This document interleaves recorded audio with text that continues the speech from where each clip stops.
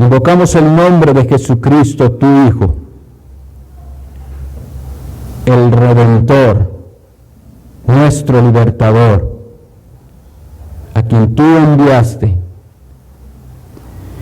Y lo invocamos reconociendo que Él es el único mediador aceptable. Y que si no hubiera sido por la obra magnífica y suprema del Redentor Jesucristo, no tendríamos acceso ante tu trono. Pero hoy, con fe en Él, pedimos tu auxilio, porque nos reconocemos a nosotros mismos incapaces y necesitados de tu gracia y del auxilio de tu Espíritu Santo. Vamos a abrir la Sagrada Escritura, tu palabra. Pon tu temor en nuestro corazón para que nos acerquemos a ella con el debido respeto. Oh Señor, concédenos estar concentrados en la exposición de tu palabra y que podamos evitar toda distracción, que tu Espíritu Santo actúe en cada uno de nosotros para concedernos esta bendición de recibir tu palabra con reverencia, las palabras que vienen desde el cielo. Así lo consideramos, Señor, y te rogamos por nuestras almas, en el nombre de Jesús. Amén. Pueden tomar asiento, hermanos.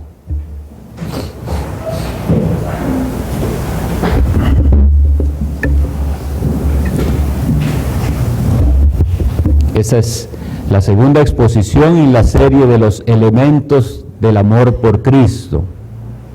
Pero vamos a ver en esta noche la primera marca o el primer elemento del amor por Cristo que debemos considerar, siendo que la exposición de hace 8 días fue la motivación de la serie de sermones. ¿Por qué tiene que preocuparnos este tema del amor por Cristo? Solamente hago el recuerdo de las palabras solemnes y terribles del apóstol Pablo: el que no amare al Señor Jesucristo sea anatema. Eso vimos hace 8 días.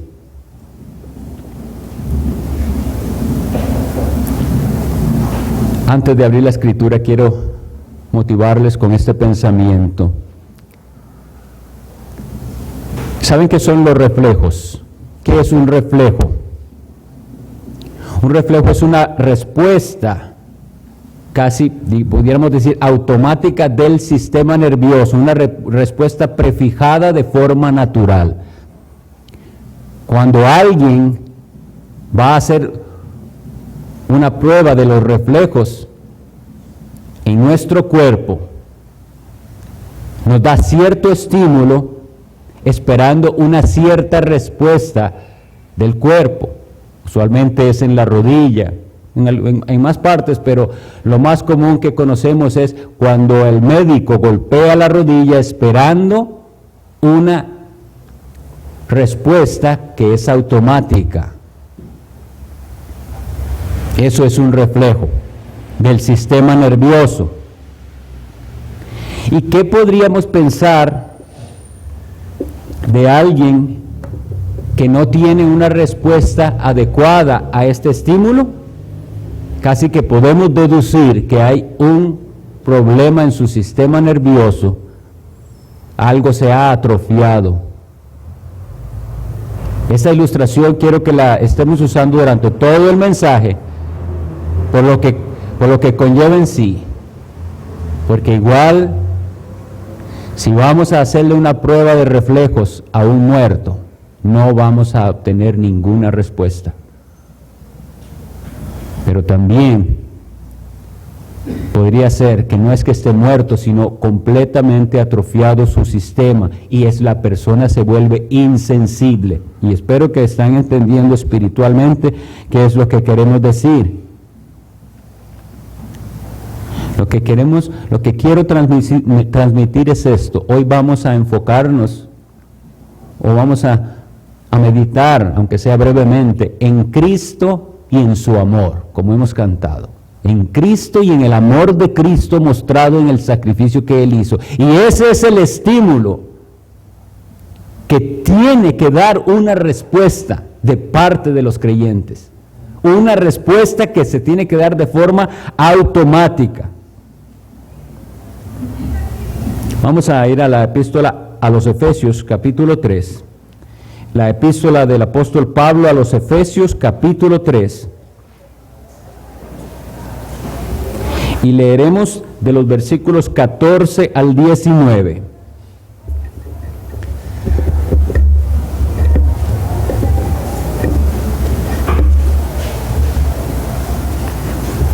Hace unos días vi una exposición de un hermano en una iglesia en Colombia, y él dijo algo que me gustó mucho, que en la antigüedad, cuando alguien venía, un heraldo, a hablar de parte del rey,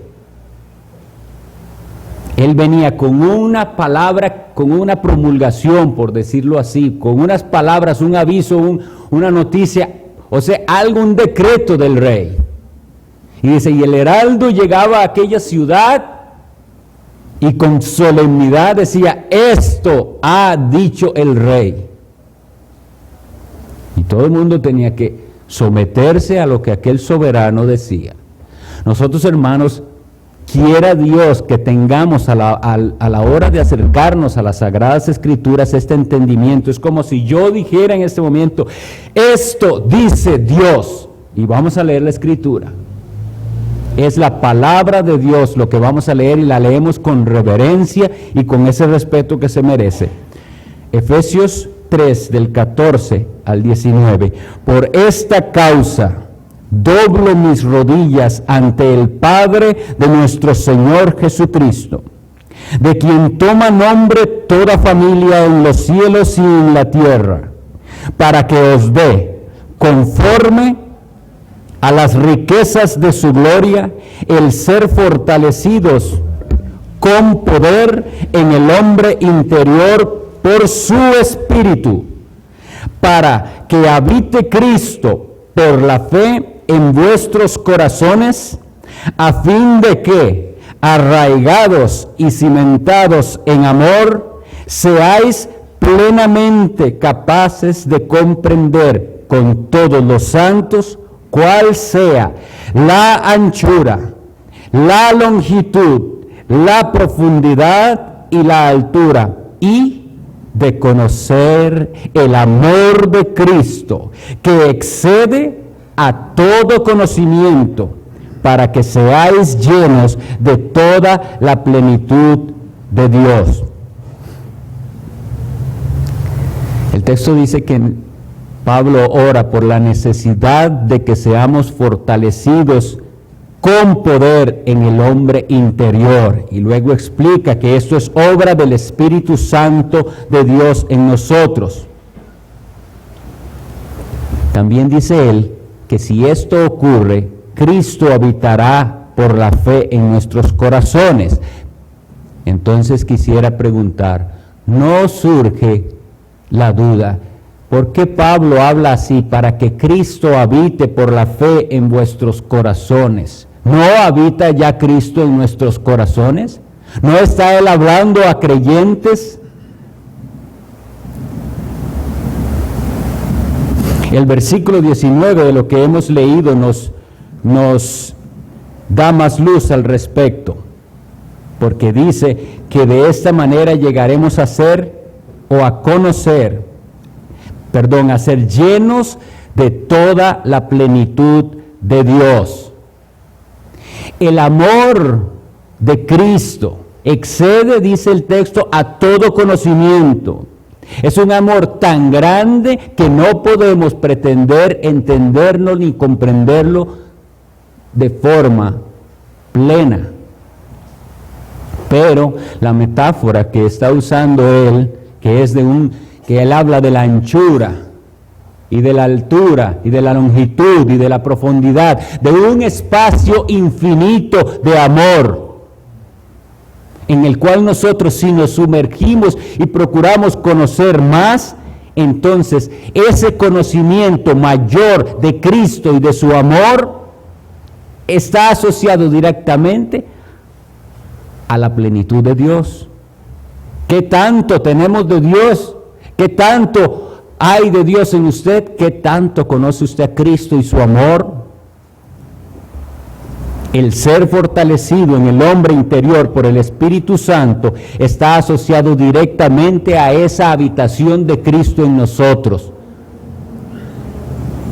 Y entonces, aunque no suene muy claro, lo que estaríamos diciendo es, ya Cristo habita en su corazón, sí, pero entre más usted se sumerge en el conocimiento de Cristo y en meditar en su amor, Él habitará aún más, de una manera más plena, en su corazón. La pregunta de confrontación es, ¿carecemos de amor por Cristo y de su amor? Porque si lo vemos así directamente, Él hace una correspondencia. Mucho conocimiento de Cristo y de su amor, más Dios, más plenitud de Dios en su vida, más fortalecimiento en el hombre interior por el Espíritu Santo. Es una asociación, es directamente proporcional, lo que llamamos. Mucho de esto, entonces mucho de lo otro. Mucho conocimiento de Cristo, mucho fortalecimiento en el hombre interior por el Espíritu y más de la plenitud de Dios. Pero entonces esto nos lleva a lo contrario. ¿Qué pasa con el poco conocimiento de Cristo y de su amor? Muy poco de Dios o nada de Él. Porque este conocimiento no es un conocimiento intelectual nada más, no es saberse ciertas cosas acerca de Cristo. Es conocerle a Él y meditar en el amor que Él tuvo al realizar la obra de la redención. Y por eso es que me parece interesante que Él use esa metáfora de la anchura, de la longitud, de la profundidad, porque es lo que ¿qué es lo que describe eso? Un espacio. Eso es lo que tiene, es un espacio en el que vamos a sumergirnos, un mar si se quiere, de amor de Cristo. Volviendo a la ilustración, si el estímulo es Cristo y su amor mostrado en su sacrificio, el reflejo apropiado y automático debería ser la gratitud.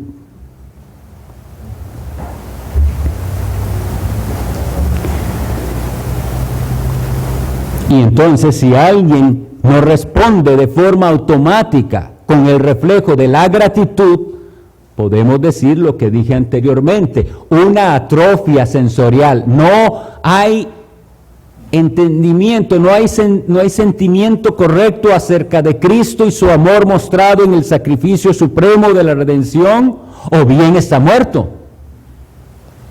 Y no puede responder. No puede dar la respuesta automática ante ese estímulo. Y esta, lamentablemente, es la más frecuente de las situaciones. El más frecuente de los casos es que no hay la respuesta adecuada, automática, porque la persona está muerta en sus delitos y pecados aún. Los muertos no tienen reflejos, una vez más. Pero una vez que el Espíritu Santo da vida al pecador por medio de la palabra de Dios, ese pecador es resucitado, entonces todo cambia. Y cuando comprende cada vez más el amor de Cristo, responde a este amor en gratitud. Y es importante, hermanos, que entendamos que esta gratitud no la podemos medir en sentimientos o en palabras únicamente, aunque incluye sentimientos y palabras. La gratitud corresponde a un sentimiento, sí, que se expresa en palabras y que se comprueba con una conducta y una actitud. Las palabras solas no sirven. Los sentimientos solos, y aunque parezcan muy sinceros, tampoco sirven. La gratitud se va a demostrar en un sentimiento, en palabras y en acciones. Eso es la gratitud.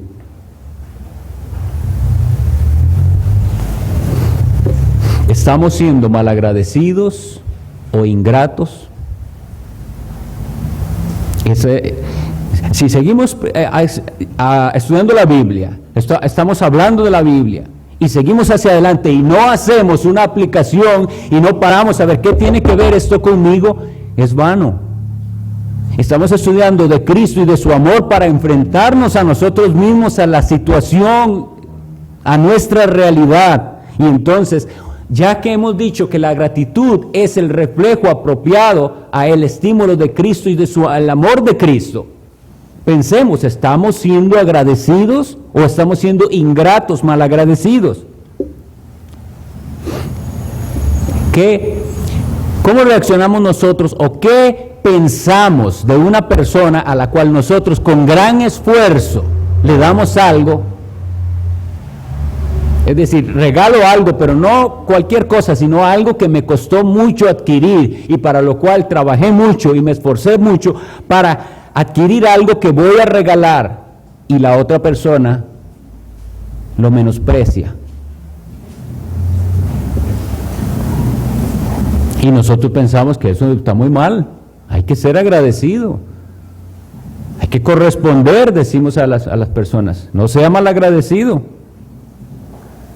Bueno, el don de Dios, un don que Pablo en 2 Corintios 9:15 lo describe así: el don inefable.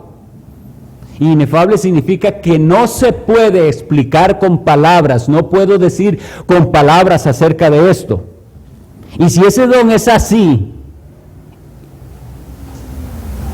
nosotros, aunque sea inefable y no hay palabras suficientes que pudiéramos nosotros dar en plegarias, en alabanzas, en respuesta a ese amor,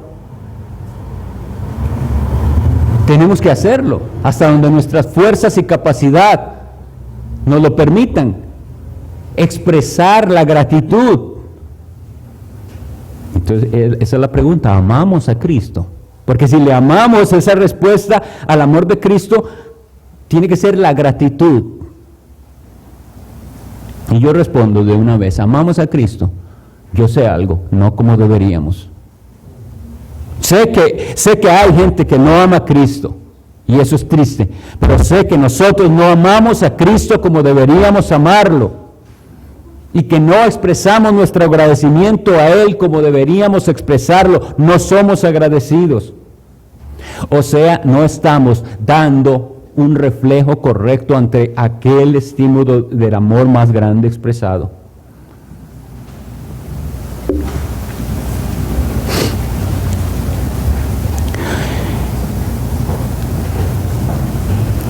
El primer elemento de amor por Cristo, entonces, que estamos estudiando es una meditación, reflexión acerca de Cristo, la obra de Cristo, el amor de Cristo. Si nosotros queremos trabajar en nuestro sistema sensorial espiritual, si eso existe, es una forma que tengo de decir, ¿qué es lo que sucede? Que no parece haber reacción. Y digo, algo está atrofiado en mí. La solución es meditar en Cristo y en la obra de Cristo y en su amor, para que esta insensibilidad de nuestro corazón sea sanada. Entonces, para darles una de las formas que nos provee el Señor vamos a hablar hoy brevemente también, porque es un tema amplio, pero de la cena del Señor. La cena del Señor como un medio de gracia. Bueno, voy a empezar diciendo que parece ser que en la época de la Reforma Protestante, en el siglo XVI, los debates teológicos entre los protestantes fueron más con respecto a la naturaleza de la cena del Señor que con respecto a la justificación. Y aquí, hermanos, como el tema que vamos a estudiar no es muy largo, lo voy a ver brevemente, pero quiero que prestemos atención y que quitemos de nuestra mente las presuposiciones, porque lo que nosotros traemos nos nubla, no nos deja entender la Biblia como deberíamos entenderla, porque venimos con algo mal enseñado.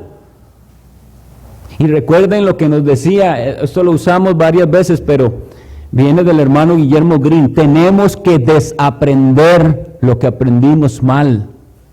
Desechemos, sea que lo hayamos aprendido de nuestros padres, de las iglesias donde hemos estado, de donde sea, de los libros que hemos leído incorrectos. Vamos a la Biblia y vamos a dejarnos que ella nos enseñe. Entonces quitemos nuestra propia opinión acerca de las cosas. Pero les voy a contar entonces un poquito más del contexto histórico al respecto de la Cena del Señor y lo que diferentes reformadores creían. El reformador alemán, Martín Lutero, llegó a referirse, hablando del reformador suizo Zwinglio, y dijo: él es de otro espíritu.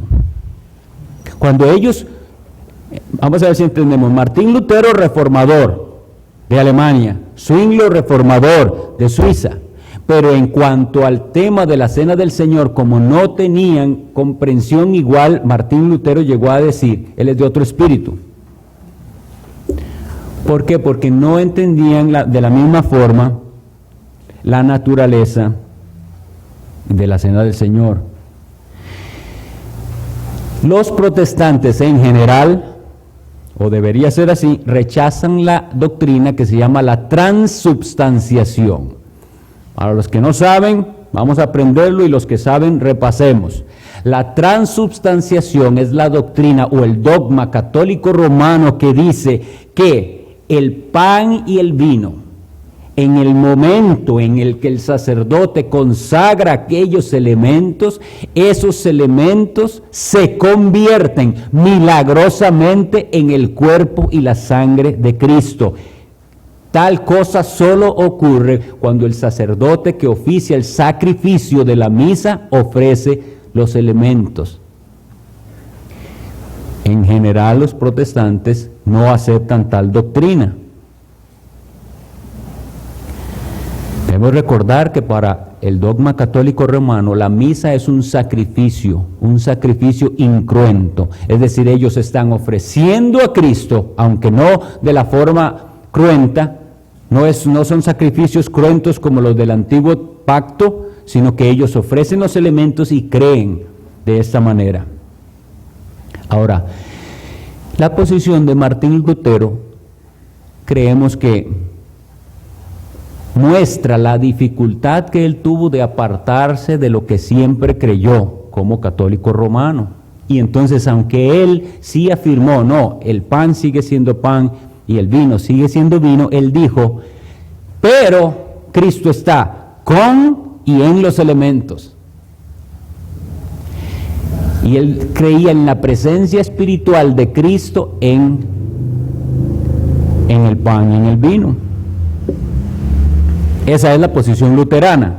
Por el otro lado, Zwinglio llegó a un extremo que nosotros no consideramos conveniente, en el cual dice: la Cena del Señor es un rito simbólico, es un memorial simbólico nada más. Eso es todo lo que ocurre, es un rito de conmemoración simbólica. En cuanto a esto, igual como en algunas otras cosas, pensamos que el reformador Calvino estaba más cerca de la palabra del Señor, la enseñanza bíblica, porque nosotros veremos que sí, el pan sigue siendo pan y sí, el vino sigue siendo vino, y no hay propiedades ocultas, milagrosas ni mágicas en los elementos como para que de esos elementos tengamos algún beneficio espiritual o temporal solo por participar de ellos. Pero creemos que la celebración de la Cena del Señor es un medio de gracia, y hoy vamos a ahondar un poquito en ello.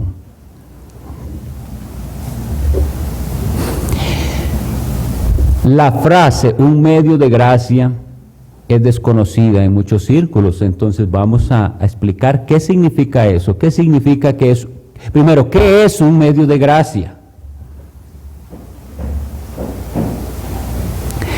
Nosotros consideramos que hay varios medios en los cuales Dios otorga más y más de su gracia. No es que solamente el día en que nosotros creímos fue la gracia otorgada a nosotros. Nosotros seguimos necesitando de la gracia de Dios constantemente. Y de hecho es un mandamiento del apóstol Pedro, expresado por él en 2 Pedro 3:18, cuando dice: creced en la gracia y el conocimiento de Cristo. Es un mandamiento para nosotros crecer en esa gracia y en ese conocimiento. Entonces, repito, nosotros venimos como pecadores a Cristo, necesitados de su gracia, rendidos a Él, recibimos su gracia, el perdón, somos lavados de nuestros pecados por la fe en su sangre y no dejamos de necesitar su gracia, la seguimos necesitando más y más. Y entonces los medios que el Señor ha establecido son su santa palabra, primero que todo, la palabra de Dios, la Biblia leída, expuesta, enseñada, la oración, las ordenanzas sagradas como lo son el bautismo y la cena del Señor y la comunión de unos con otros, porque nosotros, como hemos estado estudiando en la escuela dominical, y ojalá que esto les anime a venir, estamos aprendiendo a ser instrumentos en las manos del Señor. Nosotros mismos podemos ser instrumentos para llevar más gracia a otros. Ese compañerismo cristiano también es un medio de gracia. Bueno, la palabra, vamos a ir primera a los Corintios 10:16. Primera a los Corintios, capítulo 10, versículo 16. Esto dice la palabra de Dios: la copa de bendición que bendecimos, ¿no es la comunión de la sangre de Cristo? El pan que partimos, ¿no es la comunión del cuerpo de Cristo? La palabra comunión viene del griego koinonia. Koinonia, ese es un significado primario, o más bien casi siempre es traducido como comunión, pero significa más cosas. Significa compartir, participar y tener compañerismo. Todos esos significados están dentro de la palabra comunión. Los repito una vez más: compartir, participar y tener compañerismo. Cuando se describe la cena del Señor como la comunión del cuerpo de Cristo y la comunión de la sangre de Cristo, es también importante reconocer que una traducción válida podría ser que dijera la comunión en la sangre de Cristo y la comunión en el cuerpo de Cristo. Porque esa preposición, que en griego se le dice a eso el genitivo, realmente lo que habla es de procedencia, que se deriva de él, que depende de aquella otra cosa. Eso es lo que significa ese de o ese en ese contexto. Se deriva de o depende de. Entonces quiere decir que la comunión es dependiente de la sangre de Cristo, se deriva de la sangre derramada en la cruz, y la comunión se deriva y depende del cuerpo de Cristo que fue partido. Hay algo más que quisiera que leyéramos en este capítulo 10 de Primera a los Corintios. Y vean, tal vez esto nos aclara un poco que la cena del Señor es algo más que un rito simbólico, nada más. Dice el versículo 19: ¿qué digo, pues?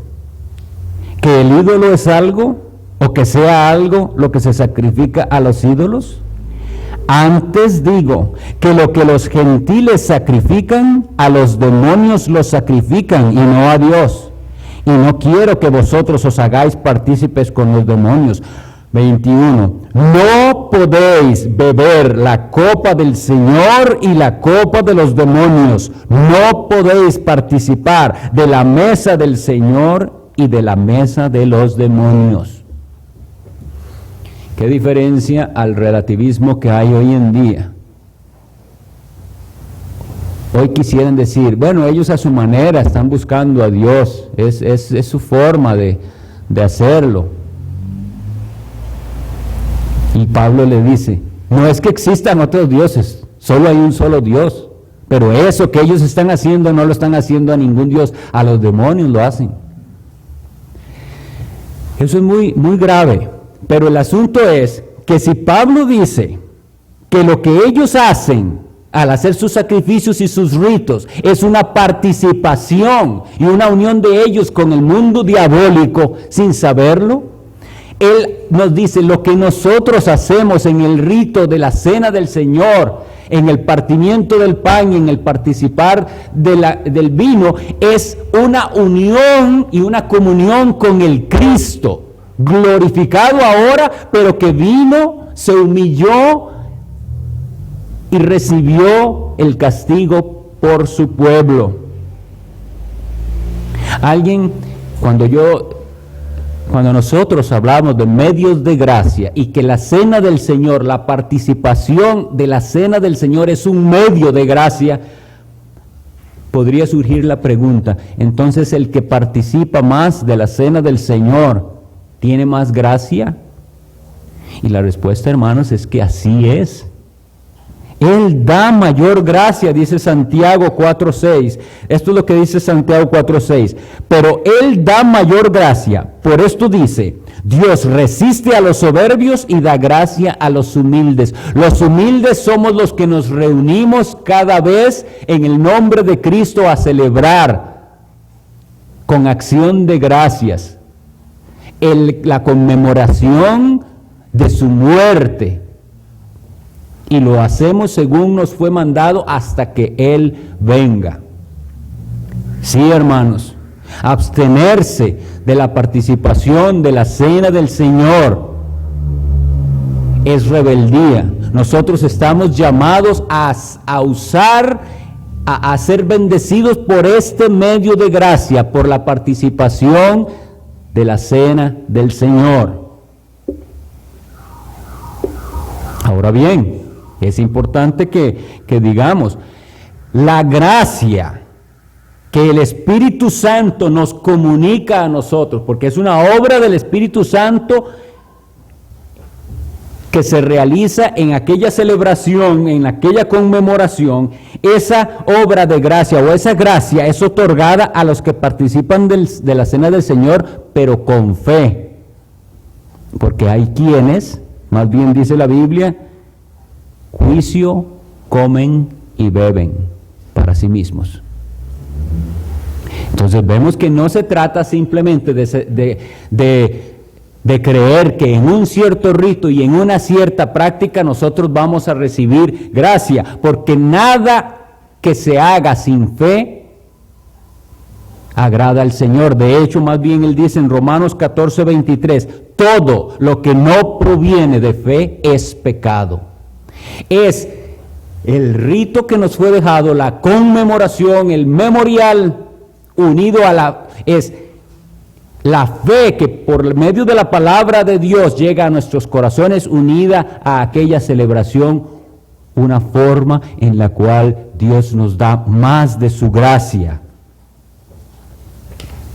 Su gracia otorgada en una mayor medida, no por causa de los elementos consagrados, ni por la participación frívola en el rito, sino que aquel que al participar de la ordenanza sagrada está contemplando a Cristo, Cristo muriendo en la cruz. Es que esto es lo que yo quiero hoy que quedara muy claro en nuestros corazones. En la cena del Señor, nosotros tenemos que, por la fe, estar mirando, contemplando al Cristo crucificado, al Cristo que bebió la copa de la ira. Y Él bebe esa copa de la ira porque Él dice, esta es mi sangre que es derramada por muchos. Entonces, hermanos, tiene que haber una comprensión clara de esto para que nosotros apreciemos. Si fuera que esa sangre es derramada por todos, las cosas cambian. Pero Él bebió una copa de la cual Él dijo, Padre, si es posible, pasa de mí esta copa. La copa que está llena de la ira de Dios, que ¿sabe quién merecía? Usted y yo. En esa ira que Él recibió no está el incrédulo que permanece incrédulo, porque Él pagará por sus pecados. Pero los pecados del creyente que merecían ira, fue la ira que bebió el Cristo. Y ese Cristo hoy está exaltado a la diestra del Padre. Y todo eso tenemos que considerarlo y meditar en ello cuando venimos a celebrar la cena del Señor.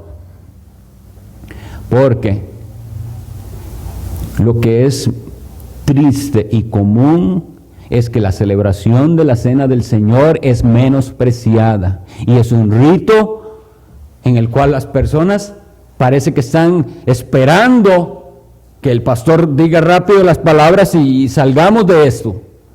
Si usted no medita cuando estamos en la cena del Señor en particular, porque esto es para meditarlo en cualquier momento, en soledad, meditar sobre Cristo y sobre su amor, pero si en la celebración de la cena del Señor no estamos meditando profundamente en el sacrificio que Jesucristo hizo, no recibiremos gracia, sino más bien mayor juicio. Juicio come y bebe para sí aquel que toma de esa copa indignamente. Por eso, hermanos, no es simplemente un rito más que se dejó y es una cosa que es que hay que hacerla. Si fuese así, no sería tan serio tomar la cena del Señor indignamente.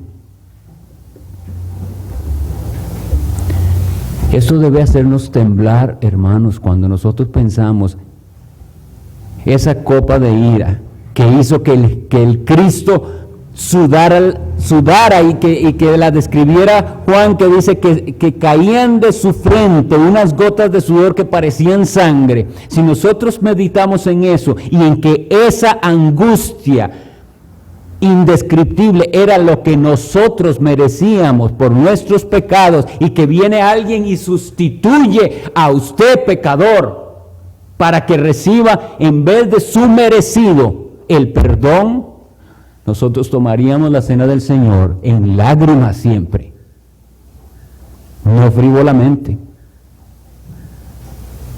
Pero es ese conocimiento de Cristo, el que lo hace apropiadamente crecerá en la gracia y el conocimiento de Cristo, y ese es el que será fortalecido con poder en el hombre interior por el Espíritu Santo, como leímos al inicio en Efesios.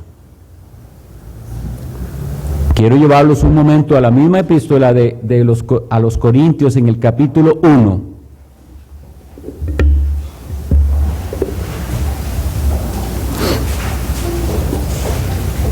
Primera a los Corintios 1:9.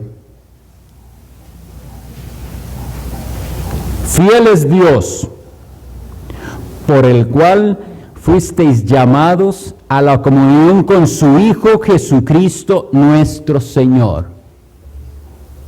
Nosotros somos llamados por Dios a la comunión con su Hijo Jesucristo nuestro Señor. Y vimos en el capítulo 10 y en el versículo 16 unas palabras que nos deberían recordar esa comunión a la que fuimos llamados. Es una comunión constante, pero esa comunión con Cristo, esa comunión vertical con el Cristo que está exaltado, y repito, a la diestra del Padre, después de haberse humillado, y como dice Filipenses, porque Él se humilló a sí mismo, habiendo existido en forma de Dios y habiendo sido igual a Dios, no estimó el ser igual a Dios como algo, como cosa a que aferrarse, sino que se humilla, viene, nace como un ser humano, sufre como un ser humano y tras de eso, sin haber pecado, recibe el pago y la ira de Dios sobre él. La copa de bendición que bendecimos no es la comunión de la sangre de Cristo. El pan que partimos no es la comunión del cuerpo de Cristo. No es a esto a lo que nos llamó el Padre, a tener comunión con su Hijo Jesucristo. Quiera el Señor que nunca más vengamos ante la mesa del Señor a comer indignamente y a beber juicio, sino meditando profundamente en el sacrificio del Salvador, porque esa meditación es la que nos va a curar esa atrofia de nuestro sistema, esa insensibilidad. Cuando meditemos, entonces, ahora sí, conociendo a Cristo y su amor, vamos a responder automáticamente. No se trata de fingirlo, como decíamos en la mañana. No se trata de que el doctor me pega con el martillo en la rodilla y yo voy a fabricar la patada. No, es que eso es automático. Si usted lo tuviera que hacer forzado, no es un reflejo. Uno más antes de terminar, y es la epístola a los Efesios, capítulo 1 y el versículo 3.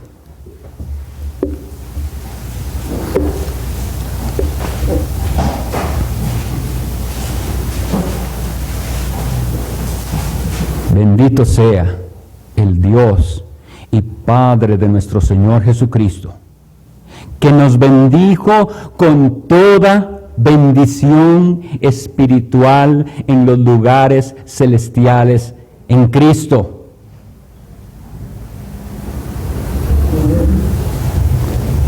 En Cristo hemos recibido bendición espiritual. Cristo en el cielo ahora comunica a los creyentes por medio del Espíritu Santo bendiciones espirituales. Pero si no hay meditación en Cristo y en su amor, no vamos a reflejar ni ver esas bendiciones espirituales en nuestra vida. Es que es un hecho. Los que no reflexionemos, si usted no reflexiona en Cristo y en su amor, no va a participar de estas bendiciones espirituales en Él.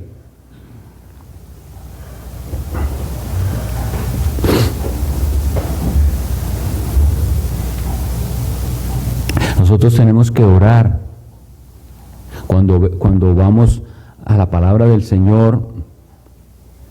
Nosotros tenemos que orar porque a veces esto es un medio de gracia, ¿verdad? También la palabra del Señor. Pero si yo voy y leo, hoy me toca leer esto, no hay un corazón dispuesto a recibir del Señor, sino que hoy me toca. Yo me leo 30 versículos por día y si usted lo hace como una tarea, eso es forzar un reflejo. Es decir, un reflejo no se fuerza, eso es fingir. Tiene que haber una respuesta. Cristo tiene que haber hecho algo en nosotros y ese estímulo necesariamente va a generar una respuesta. ¿Y por qué es que estamos viendo esto? Porque son los elementos del amor por Cristo, y si nosotros queremos crecer en la gracia y el conocimiento de Cristo y en su amor, tenemos que hacer estos exámenes. Vamos a seguir viendo más en las otras exposiciones, pero vamos a pedir al Señor que nos bendiga con esto que nos ha hablado en esta noche. Inclinamos el rostro para orar.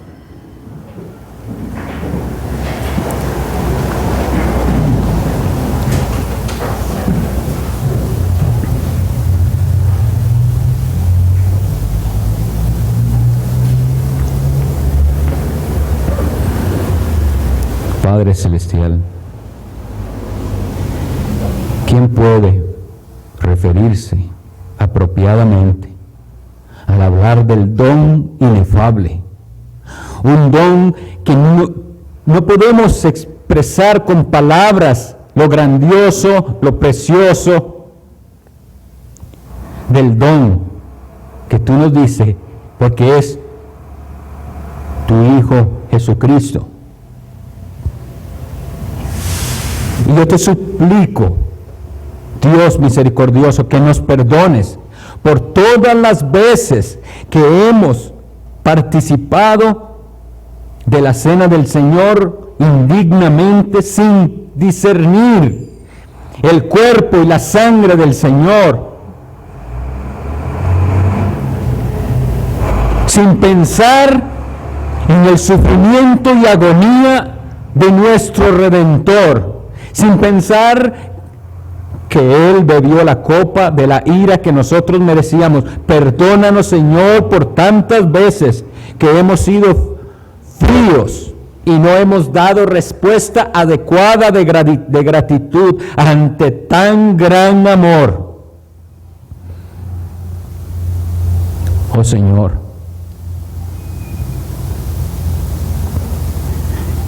¿qué sería de nosotros si tú no fueras misericordioso? Ya estaríamos en las llamas del infierno merecidamente. Pero tú extendiste tu misericordia para con nosotros, Señor. Y te ruego que tu Espíritu Santo aplique esta santa palabra que leímos y expusimos para que nuestra relación con Cristo nunca más sea frívola, que crezca en nosotros el amor por el Salvador, que ya no caminemos más en la oscuridad de las tinieblas, sino que alumbrados por tu palabra veamos cuán admirable es Cristo.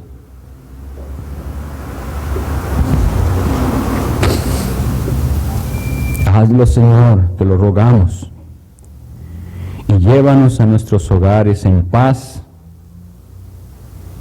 y concédenos meditar en lo que tú nos has hablado y mostrado.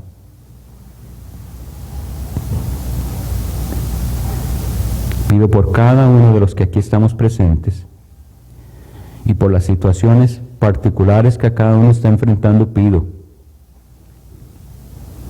Y te alabo, Señor. Te alabo y te bendigo por haber tenido misericordia de nosotros. En el nombre de Jesús.